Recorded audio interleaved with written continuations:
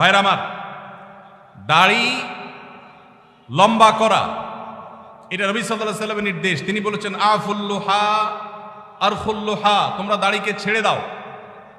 দাড়িকে ছেড়ে দিতে বলেছেন, লম্বা করতে বলেছেন।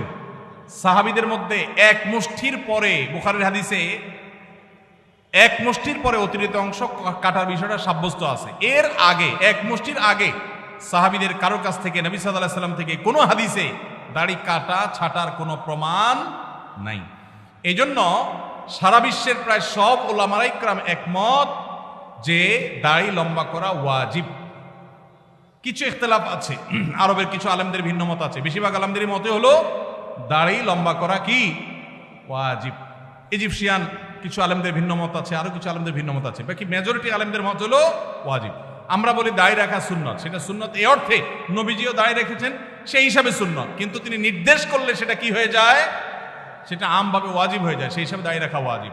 অতএব ভাই, যদি কেউ মনে করে দাড়ি না রাখলে সমস্যা নাই, তার কাছে সমস্যার ডেফিনিশনটা কি, সংজ্ঞাটা কি?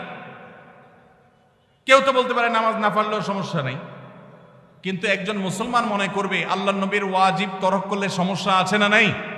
আছে। কিয়ামতের ময়দানে তার জন্য জবাবদিহি করতে হবে কি হবে না? হবে। তবে আমাদের ভাই কেউ হয়তো খোঁচা খোঁচা দাঁড়িয়ে রাখা শুরু করেছেন, আমরা তাকে অ্যাপ্রিসিয়েট করব, আমরা তাকে দূরে সরাবো না। আলহামদুলিল্লাহ ভাই শুরুটা করে দিয়েছেন, ইনশাআল্লাহ আল্লাহ এটাতে বরকত দিবেন।